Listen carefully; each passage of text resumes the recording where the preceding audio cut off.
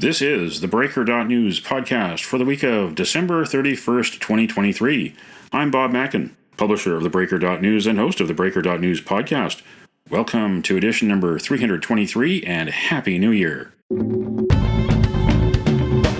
The Breaker is your source for news, opinion, and analysis about British Columbia issues, institutions, and influencers. Later, I'll tell you how you can support The Breaker. On this special edition, the MMA panel looks ahead to the new year.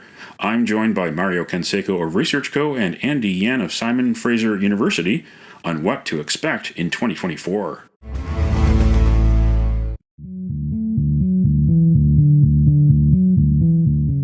This is the Big Deal feature on the Breaker.news podcast. Welcome again to the MMA panel on the Breaker.news podcast. I'm Mackin, Bob Mackin. We got Mario, the other M, as in Mario Canseco, the president of ResearchCo. And we've got Andy Yan, the A, in the MMA panel. Andy Yan is the director of the city program for Simon Fraser University. And we're getting together to look into the crystal ball and telling you what you can expect in the next 12 months as we go around the sun again here in 2024. First, we're going to start at 12th and Cambie, right smack dab in the middle of Vancouver.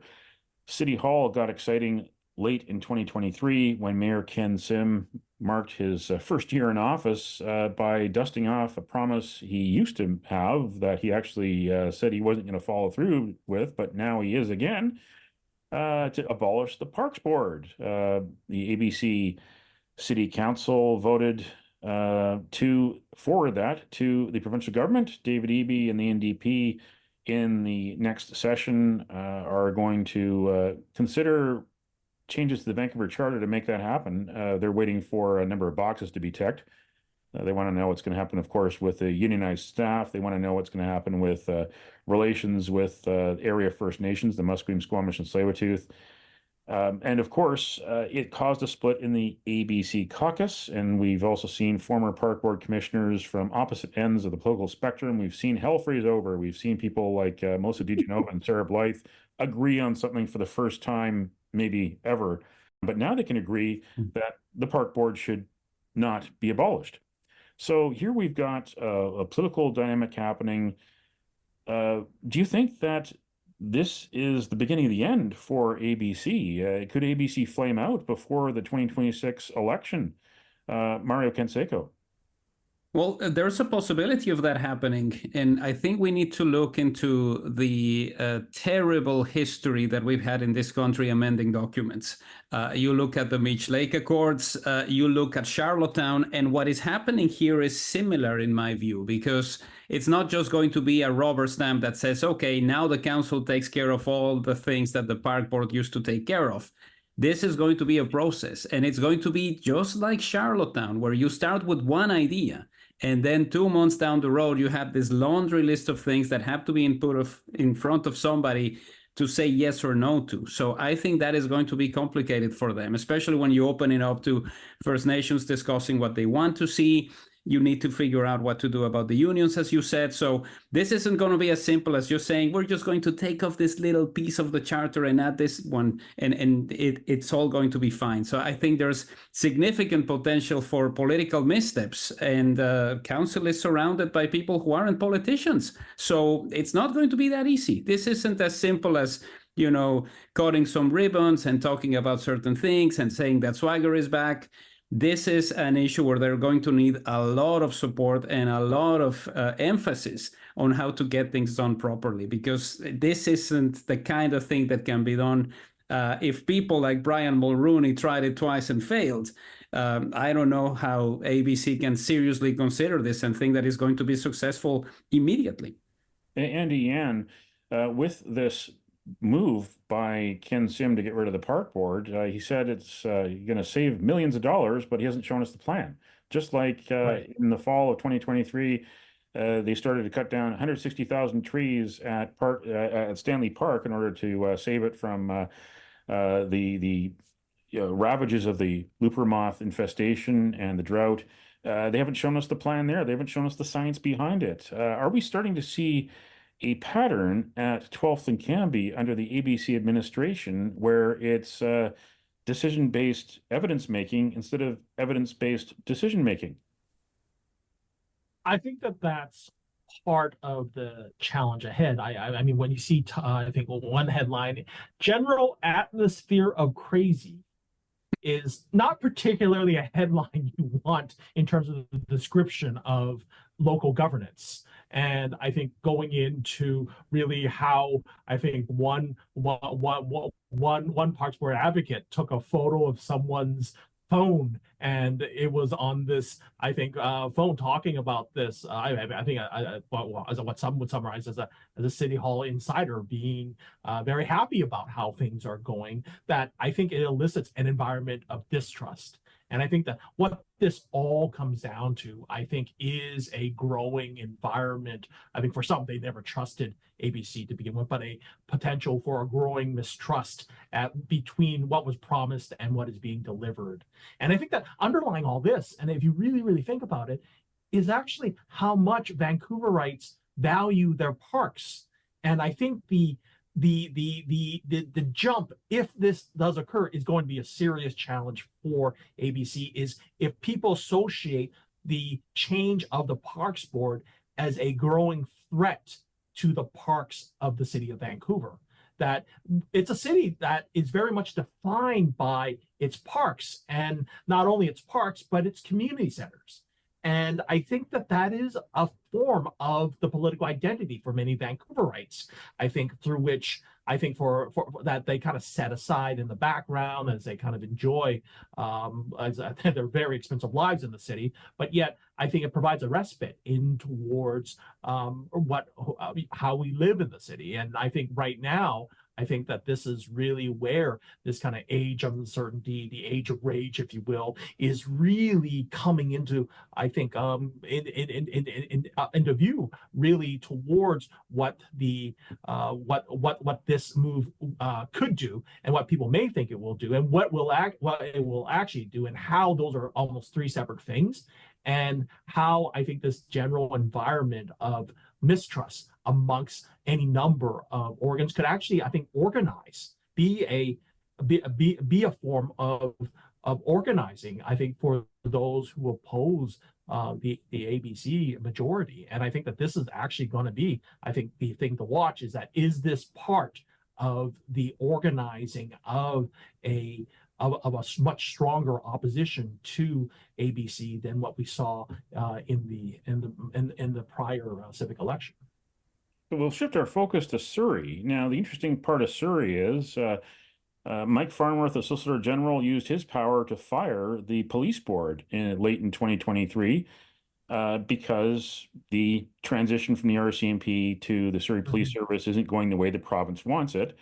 Mayor Brenda Locke, of course, promised to voters in 2022 that she would do everything she can to keep the RCMP in Surrey and get rid of Doug McCallum's Surrey Police Service. So you contrast that with what's happening in Vancouver, where Ken Sim will take his next steps in 2024 to get rid of the Vancouver Park Board, to fire the Park Board commissioners, essentially. But in Surrey, they don't have a police board anymore. They've got an administrator, a former police chief from Abbotsford. Meanwhile, Mayor Brenda Locke, she's sending lawyers to BC Supreme Court to contest the whole thing.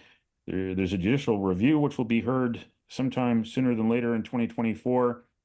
Mario Canseco, will the police transition be settled once and for all in 2024?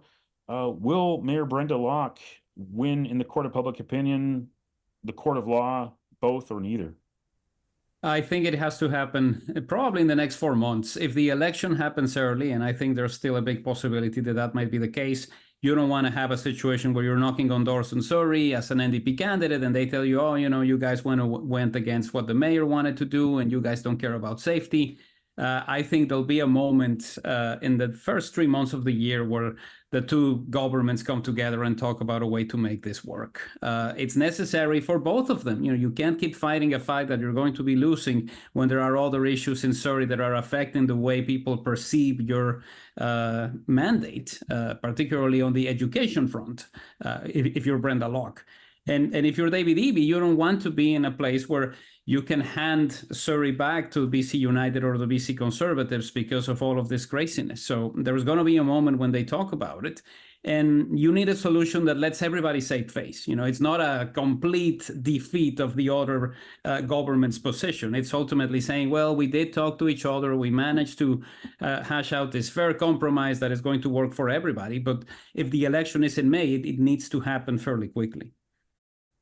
And speaking of the provincial election, it's scheduled for October. David Eby has said that that's what he wants to do, is keep it in October.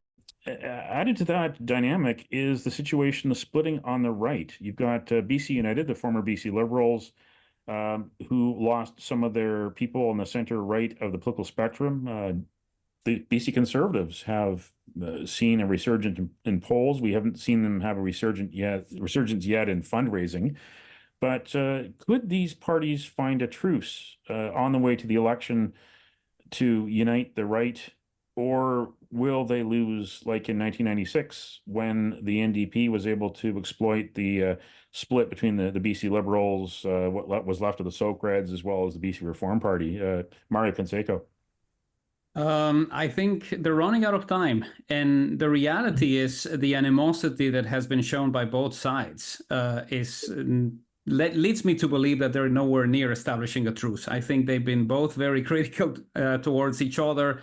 The way in which some of the ads have been done, particularly the social media ones where the Conservatives target Falcon, and some of the criticism that he's received is not going to make this easy. And ultimately, you need to decide who's going to be the one calling the shots on this. Rostad could very easily say, we're climbing, so we should be me, the leader.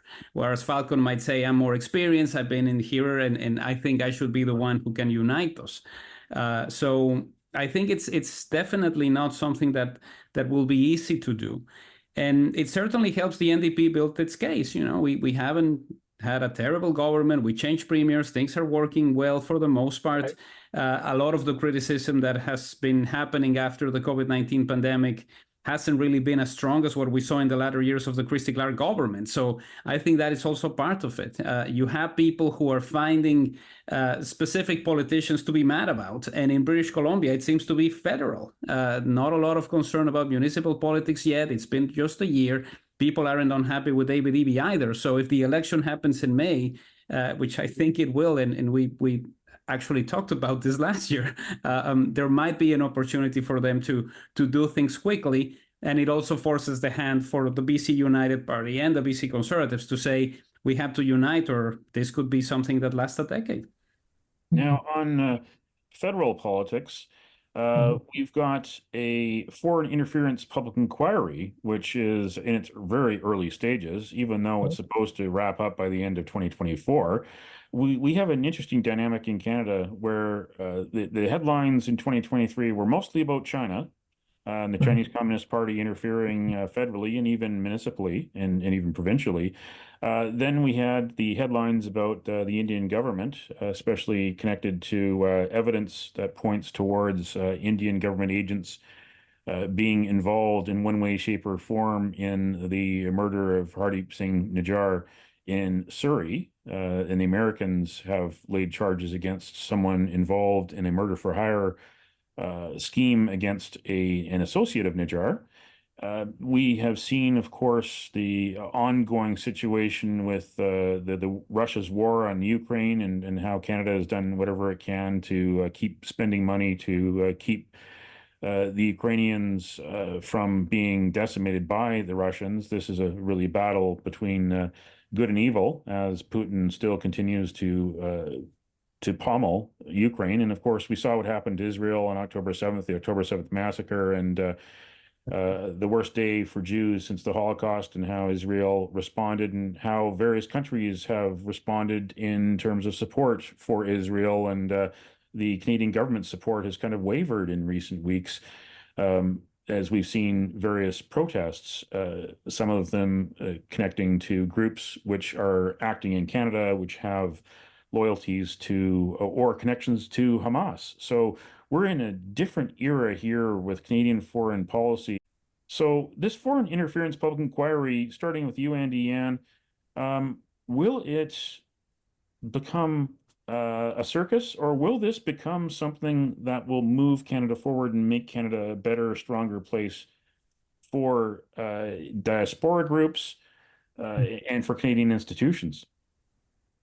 I think what it will be is a spotlight on the changing nature of Canadian society and its relationships to global politics. That what was thought to be politics over there and a separation of what was happening over there as opposed to what was happening in Canada. I think what we're quickly discovering is that wall, that firewall, if you will, is getting pretty thin. And not to mention it's getting pretty thin, that there are certain holes in that wall that need to be mending. That a lot of this, I think, is, one policy response to this is some kind of foreign registry. And I think what's interesting is that, some folks have called this foreign registry the new Chinese Exclusion Act, which frankly seems farcical and completely really completely exaggerating the issue. But yet, at the same time, I think it's saying that, well, other countries have actually, because they realize this changing global environment touching upon local democracy, has begun to pursue policies like a foreign registry, not to, if you will, exclude those diasporic communities from local democracy, but to include and protect those local communities. So for me, I think this is really going to be telling in terms of what Canada is willing to protect its democracies and those who participate in it. And it's really, so I think that that's really, I think what will happen, I think, as we see, is really I think the challenges that are ahead of us. And I think there are some serious challenges ahead of us when we talk about the role of Canadian democracy and those who participate in it. Mario Canseco, the foreign interference public inquiry, will it be a circus or will it be a solution? I'm hoping it's a solution. One of the reasons for this is Canadians agree that this is something that needs to be dealt with. The level of support for a registry of foreign interferers, if you will, is significantly high. So people want to see that. I think people recognize that there's a need to establish relationships with other countries and to try to figure out how you can make things better for trade or for other issues. But this is not the way to do it. And, I'm still disappointed with the fact that the scope is going to be only for 2 federal elections. Municipal elections are usually the farm team for people who join provincial politics and federal politics. We're still asking questions about what happened in Vancouver in 2022 as far as the possible interference of the Chinese government helping some campaigns. But we're not going to get a chance to know more about this. So it might be an interesting start, and I hope it ultimately leads to specific policies that say there's a difference in helping people who are coming in here to learn more about the country and to do something related to trade or to relationships and becoming useful idiots of foreign governments. Another anniversary coming in 2024 is on February 28th, the 40th anniversary of Pierre Elliott Trudeau's famous walk in the snow, where he went out and pondered the future and came back and said that was enough of politics for him. The polls were not kind to Justin Trudeau in 2023. People were moving their donations elsewhere, especially to the Conservative Party. A lot of questions about Justin Trudeau's future, and a lot of questions about when the next election could be. It's scheduled for the fall of 2025. Could it happen sooner, or could Justin Trudeau follow in his father's footsteps? Will there be Walk in the Snow, the sequel, with Trudeau, the sequel, in 2024, or will there be another election with Justin Trudeau as the leader of the Liberal Party? And Deanne. I wonder how many YouTube videos might also be produced in that walk. It's an interesting question because there's still a certain amount of time. Is that in one way, have we seen peak Polyev in terms of Canada's housing hell?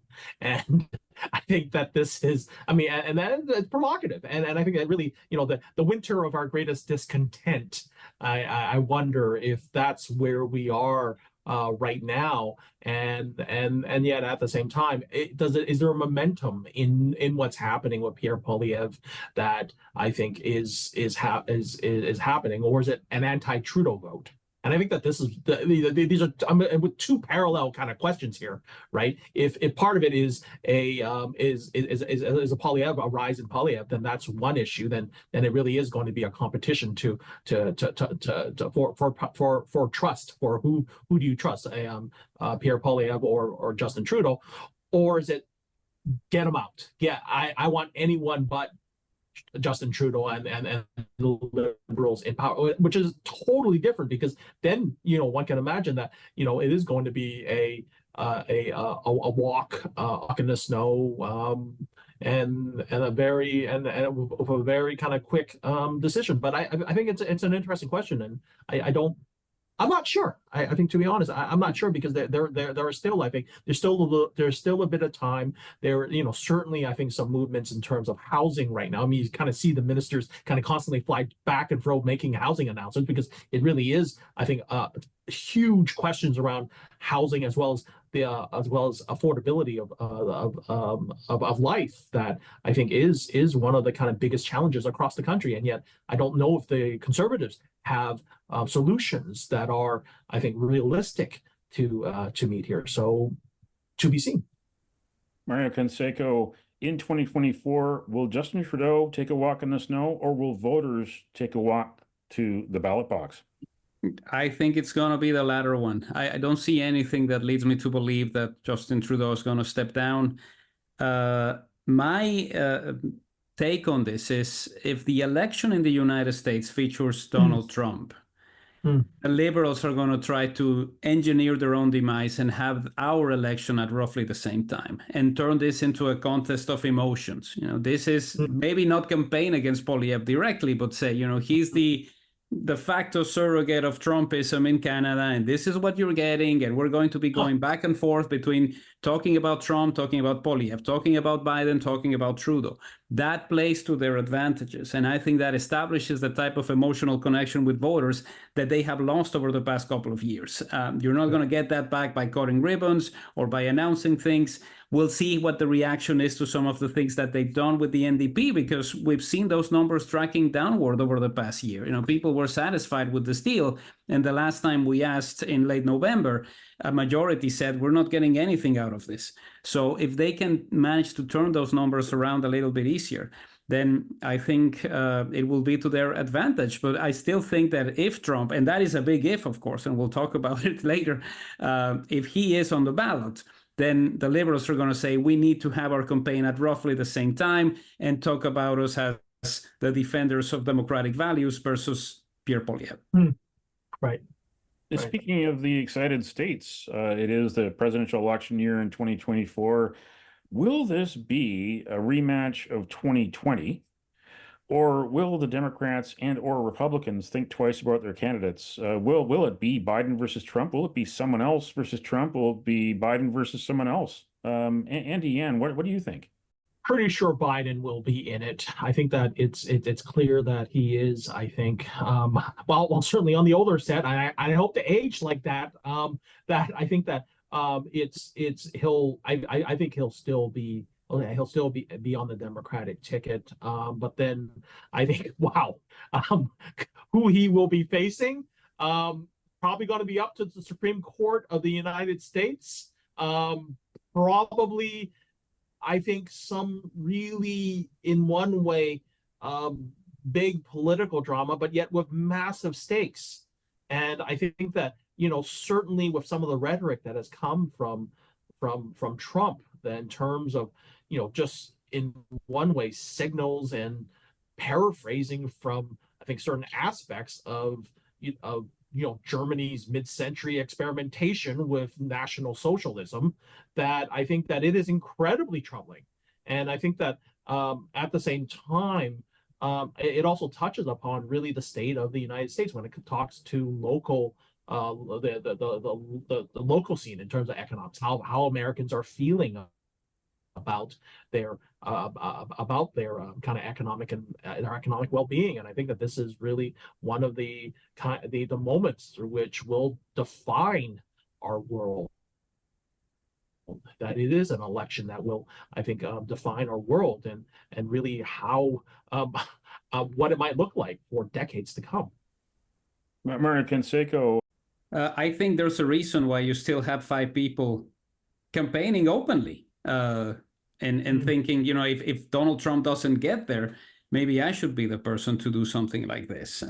They wouldn't be there if the possibilities of Donald Trump not being on the ballot were low. And part of the complexity in the American system is going to be what happens with the Supreme Court decision. Like, people might say, Trump appointed these people. Of course, these people are going to let him run, but it has implications for the entire country. It's not something that is going to apply only to Colorado if it gets to be that way. Part of the complexity here as well is we are a very different electorate. I guess they are a very different electorate from the one in 2016 that said, I'm a Democrat, but I'm not happy with Bill Clinton's wife being the candidate. It's a completely different ballgame now. And you've experienced 4 years of Trump. I think we saw a lot of people who gravitated towards the Democrats in the latter stages of the last campaign. And we could look at Joe Biden's rating right now and say, this is terrible. He's at 30-something. It's similar to how Reagan was doing before 1984. And in that election, the only state that Walter Mondale won was Minnesota, which he represented in Congress. So there's an opportunity to turn things around, especially if we continue to have so many things happening around Donald Trump, not necessarily the court cases, because now I think people are bored with the next one and the next one and the next one, but ultimately a court decision, which is massive. This is essentially a court saying you are you were part of an insurrection. This is huge, and to take that to the Supreme Court and to figure it out, it's certainly not where I thought we were going to be in the early stages of 2024. I didn't realize that it was Ronald Reagan who nominated Sandra Day O'Connor as the Supreme Court judge. And Sandra Day O'Connor, I think, happened to be a liberal voice, happened to be certainly a centrist voice for that court. And they kind of like understanding that, yes, you were the president who nominated me into the Supreme Court, has certain, I think, perhaps not necessarily direct benefits, if you will. I think it's going to be interesting to kind of see what's going to happen in the United States, just simply because it's so big. But then we get Canadian leaders who take walks in the snow, and yet we also have ex-American presidents who get frog marched out of federal elections. Well, on that note, that's what we got to look forward to in 2024. So there we go. 2024 in our crystal ball here on the Breaker.news podcast with the MMA panel. I'm Mackin, the host. We've got our special guest, Mario Canseco, the other M from ResearchCo. And we've got Andy Yan from the City program at Simon Fraser University, the other A, the MMA panel here on the Breaker.news podcast. Wishing you a happy new year, happy, healthy, prosperous 2024. And thanks again to you out there in podcast land listening. Hope you keep on listening to the Breaker.news podcast throughout 2024. Don't matter what color you are, 'cause love will conquer hate, so you won't stand alone, you won't stand alone. The virtual Nanaimo Bar, brought to you by Spruce Hill Contracting. Every week we end the Breaker.news podcast on a tasty note by awarding the goodness of a virtual Nanaimo Bar to people making a difference. A virtual version of the province's favorite dessert bar goes this week to the Peacemakers. We know we need more of them everywhere in this world for a better year in 2024. Celebrate the Peacemakers in your community. You can nominate someone for a virtual Nanaimo Bar. Send me an email to bob@theBreaker.news. Spruce Hill Contracting, custom homes and renovations. Find more information at sprucehill.ca.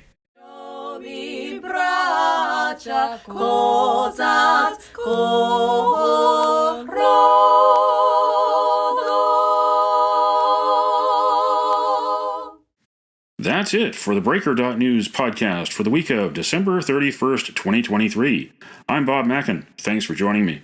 Did you know that on the 31st of December in 1946, U.S. President Harry Truman declared World War II was over, and in 1857, Queen Victoria chose Ottawa as the capital of Canada, which was a province back then. Now you know. Send me your feedback, send me your story ideas to Bob at theBreaker.news. Bookmark theBreaker.news. You can also find us at theBreaker.ca. Sign up for the free email newsletter and get updates to your inbox, or follow The Breaker News as it happens on X, formerly known as Twitter. And you can support The Breaker for as little as $2 a month. For more information, go to patreon.com/thebreakernews. That's patreon.com/thebreakernews. Until next week, Happy New Year.